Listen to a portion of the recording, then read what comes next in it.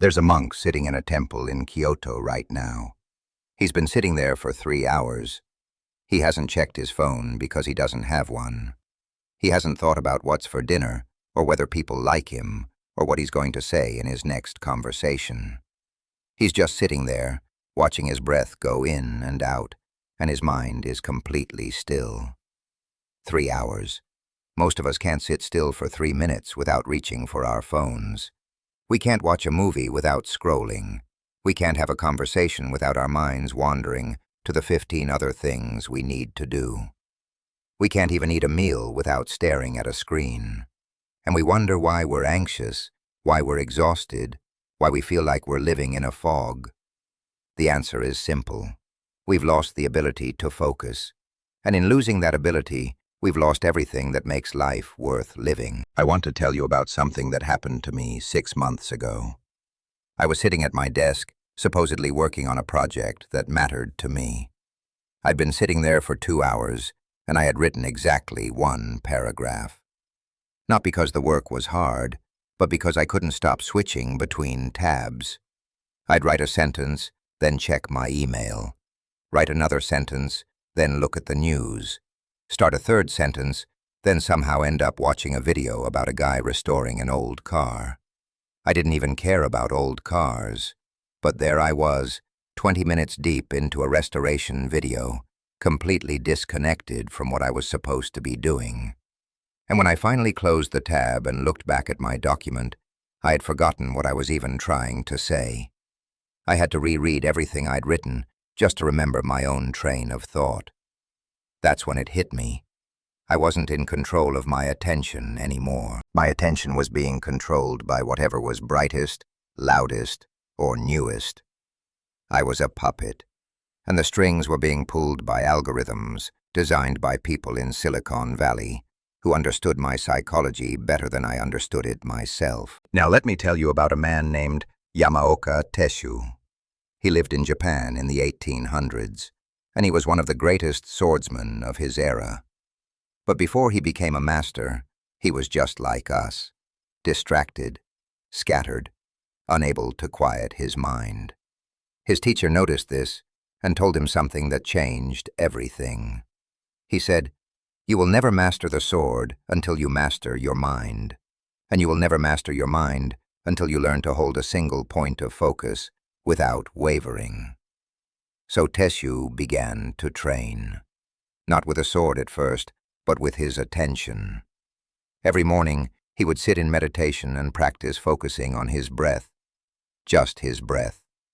In and out. In and out. And every time his mind wandered, which was constantly at first, he would gently bring it back. No judgment, no frustration. Just a quiet return to the breath. He did this for hours every day, and slowly, over months and years, something shifted. His mind became like a still pond. Thoughts would arise, but they wouldn't disturb the surface. He could sit in the middle of chaos and remain completely present. And when he finally returned to sword training, he was untouchable.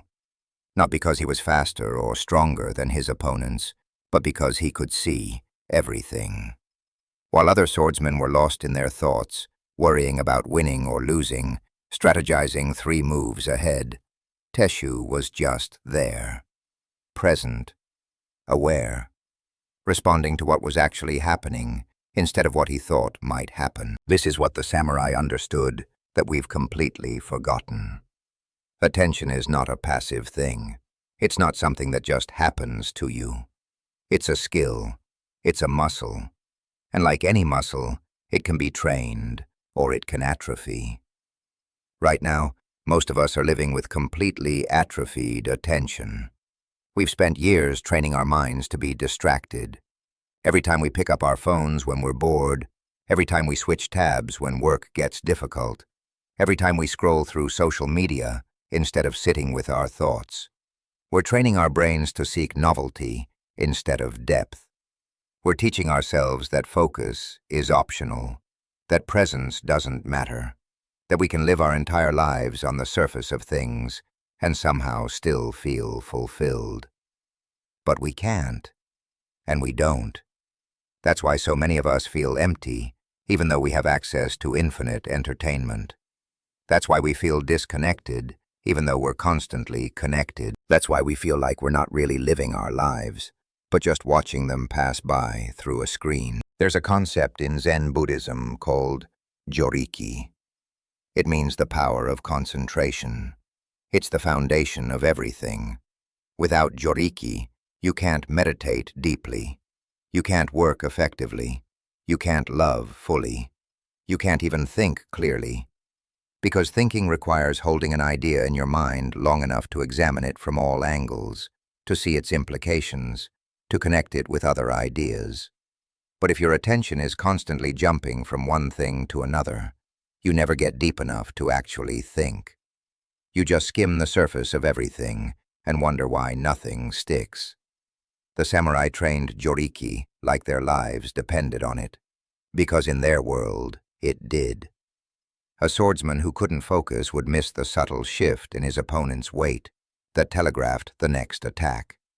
He'd be thinking about his last mistake or his next move instead of responding to what was happening right now. And in a real duel, that split second of distraction meant death. We're not fighting duels with swords anymore, but we are fighting a different kind of battle. We're fighting for our attention in an environment that has been engineered to steal it. Every app on your phone has been designed by teams of psychologists and engineers whose entire job is to make that app as addictive as possible. The infinite scroll wasn't an accident. The notification red dot wasn't an accident. The autoplay feature wasn't an accident.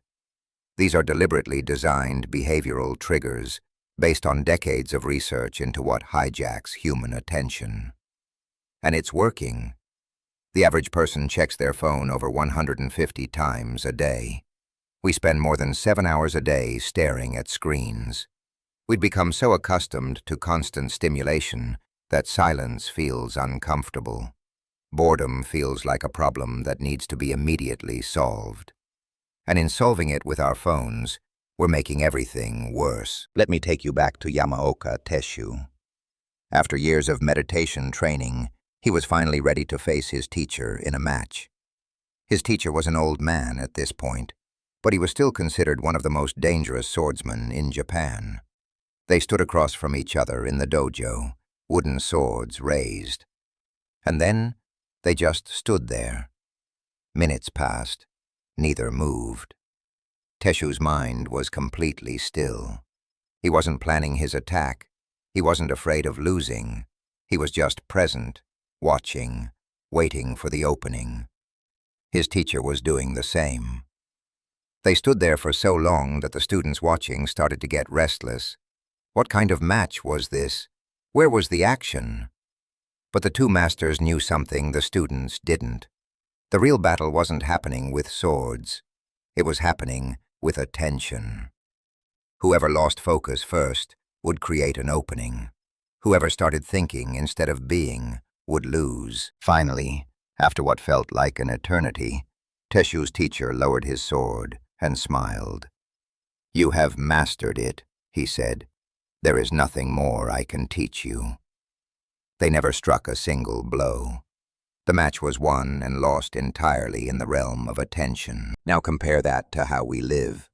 We can't even stand in line at the grocery store without pulling out our phones. We can't sit in a waiting room without finding something to distract us. We can't be alone with our thoughts for 5 minutes without feeling like we're going to crawl out of our skin. We've become so dependent on external stimulation that we've lost the ability to generate our own sense of presence, our own sense of being okay without something happening. And the cost of this is enormous. When you can't focus, you can't do deep work. You can't create anything meaningful. You can't solve complex problems. You can't have real conversations. You can't be present with the people you love. You're always somewhere else, always half there, always waiting for the next hit of novelty to pull you away from whatever's in front of you. There's a practice in Zen archery called standing meditation. Before the archer even picks up the bow, they stand perfectly still and focus on their breath. They don't think about the target. They don't visualize the arrow hitting the bullseye. They just stand there, completely present with what is. And only when the mind is completely still do they pick up the bow. Only when there's no thought of success or failure, no anxiety about the outcome, do they draw the string. And when they release the arrow, they're not trying to hit anything. They're just allowing the arrow to fly. The target gets hit, not because they aimed at it with their conscious mind, but because their unconscious mind, trained through years of focused practice, knows exactly what to do when the conscious mind gets out of the way. This is what happens when you master attention. You stop trying so hard. You stop forcing. You just show up completely, and everything else takes care of itself. I started practicing this 6 months ago, after that day at my desk when I realized I'd lost control. I didn't go to a Zen monastery or find a sword master. I just started small. Every morning, before I did anything else, I would sit for 10 minutes and focus on my breath. That's it. No app, no guided meditation, no music, just me and my breath. The first week was torture. My mind was everywhere. I'd think about work, about conversations I needed to have, about things I forgot to do the day before. I'd remember embarrassing moments from 10 years ago.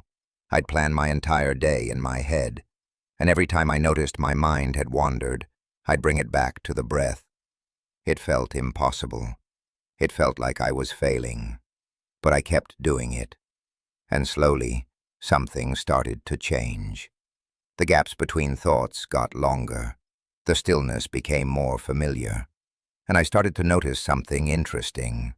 The rest of my day was different. When I sat down to work, I could actually work. I wasn't constantly fighting the urge to check my phone. I wasn't tab switching every 30 seconds. I could hold a thought in my mind long enough to develop it fully. I could write for an hour without even noticing the time passing. But it wasn't just work. Conversations got deeper. When someone was talking to me, I was actually there.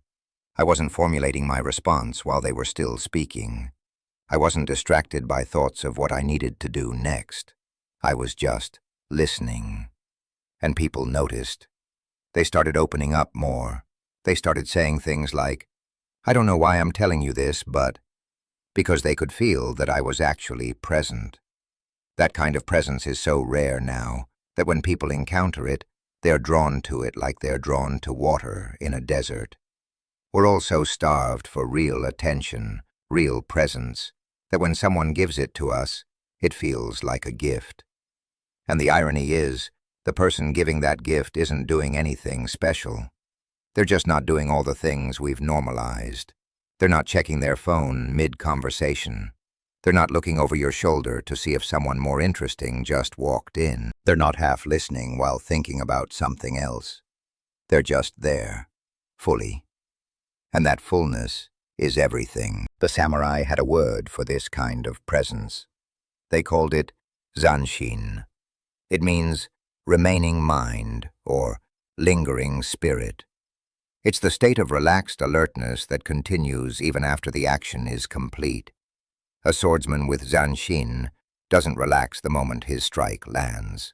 He remains aware, ready, present, because the fight might not be over. But zanshin isn't just for combat. It's a way of being in the world. It means you're never on autopilot. You're never just going through the motions. Whether you're washing dishes or writing a report or talking to your child, you're completely there. You're giving whatever's in front of you the full force of your attention. And when you live this way, everything changes. Food tastes better because you're actually tasting it. Work becomes more satisfying because you're actually engaged with it. Relationships deepen because you're actually in them. But here's what nobody tells you about developing this kind of focus. It's uncomfortable at first. When you start paying attention to your attention, you realize how chaotic your mind actually is. You realize how much you've been running from yourself. Because that's what distraction is, really. It's not just about seeking novelty. It's about avoiding discomfort. It's about not wanting to sit with boredom, or anxiety, or sadness, or whatever else is lurking beneath the surface. So we scroll, we binge, we keep ourselves so busy and stimulated that we never have to actually feel anything. But the samurai knew that you can't run from yourself forever. Eventually, you have to turn around and face what's there. And when you do, when you sit with the discomfort instead of distracting yourself from it, something remarkable happens.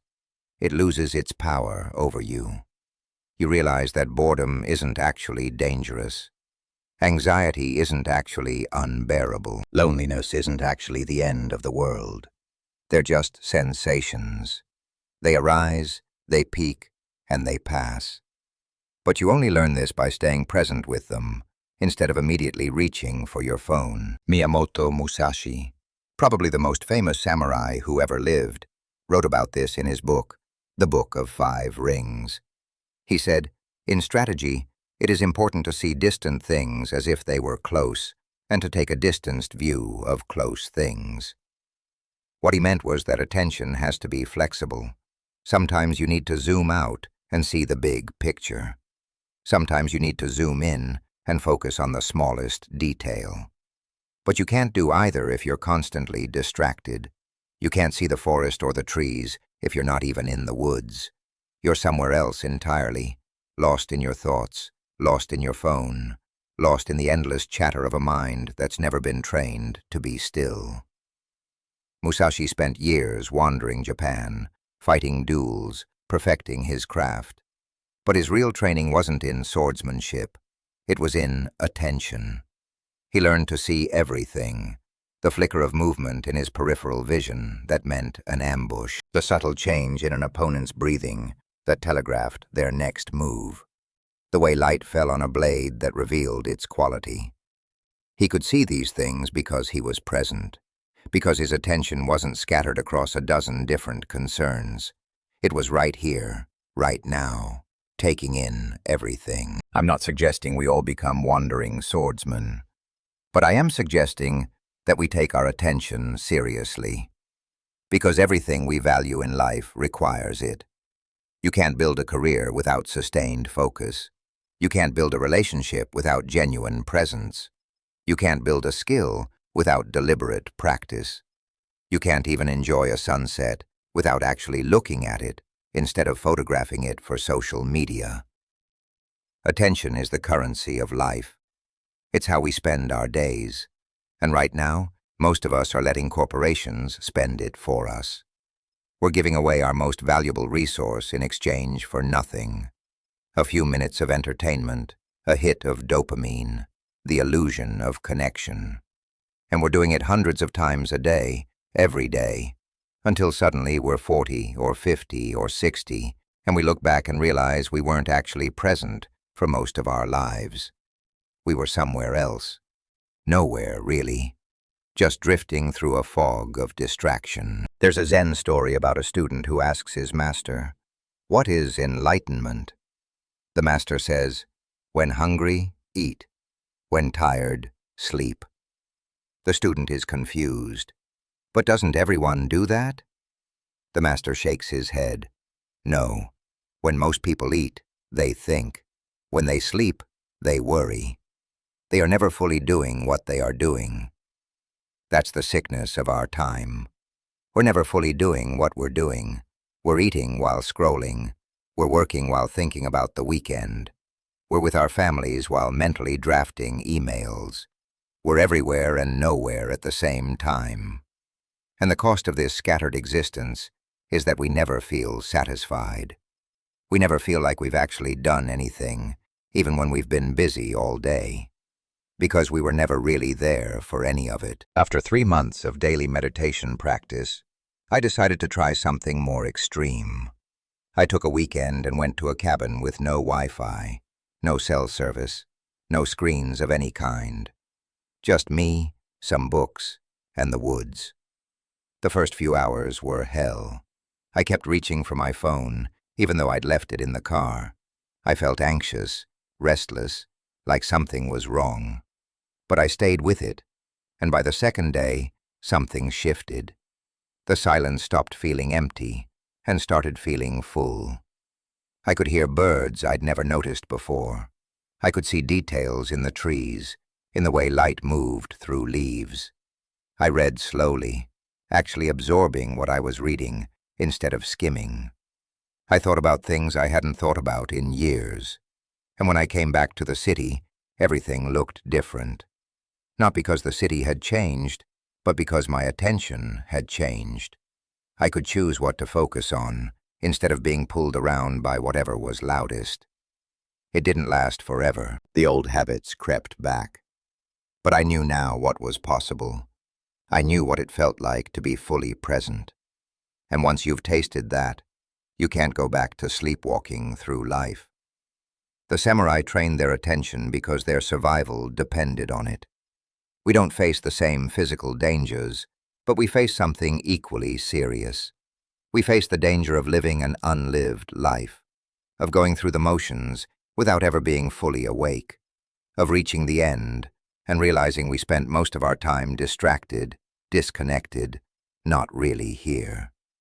That's the real tragedy of our distraction epidemic. Not that we're unproductive, though we are. Not that we're anxious, though we are. But that we're missing our own lives. They're happening right now, right in front of us, and we're not there for them. We're somewhere else, chasing the next notification, the next update, the next little hit of something new. Here's what I want you to understand. Your attention is your life. Where your attention goes, your life goes. If your attention is on your phone, your life is on your phone. If your attention is scattered, your life is scattered. If your attention is on what matters, your life is about what matters. The samurai knew this. That's why they trained it like a weapon. That's why they protected it like a treasure. Because they understood that a man who controls his attention controls his destiny. A man who doesn't is just a leaf in the wind, blown around by whatever force is strongest at the moment. And right now those forces are not working in your favor. They're working to keep you distracted, to keep you consuming, to keep you just stimulated enough that you don't notice how empty it all is. But you can change this. You can take back your attention. You don't need to move to a monastery or give up technology entirely. You just need to start training. Start with 10 minutes a day. Sit down, close your eyes, and focus on your breath. When your mind wanders, bring it back. No judgment, no frustration, just a gentle return. Do this every day, and then start extending that practice into the rest of your life. When you eat, just eat. When you work, just work. When you talk to someone, just talk to them. Be where you are, fully, completely, with nothing held back. This is what the samurai did. This is what the Zen masters do. This is what anyone who has ever mastered anything does. They give it their full attention. Not part of their attention while they're also thinking about 12 other things. Their full attention. And that fullness is where all power comes from. Yamaoka Tesshu once said, "The mind should be like the surface of a lake, perfectly calm and clear, reflecting everything without distortion." That's what we're after.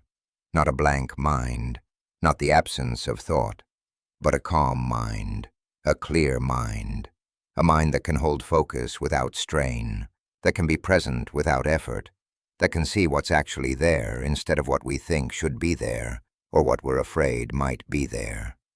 This kind of mind is rare now, but it doesn't have to be. It's your natural state. It's what you were before years of conditioning trained you to be distracted. You can return to it. The path is simple. Not easy, but simple. Sit. Breathe. Notice when your mind wanders. Bring it back. Do this every day. And slowly, bit by bit, you'll reclaim what you've lost. You'll reclaim your attention. You'll reclaim your presence. You'll reclaim your life. And when you do, you'll understand what the samurai understood. That attention isn't just one skill among many. It's the foundation of everything. Master it, and you master yourself. Lose it, and you lose everything that matters. The choice is yours. It always has been. The question is whether you'll make it consciously, or let it be made for you by algorithms and impulses, and the endless noise of a world that profits from your distraction. Choose wisely. Your life depends on it.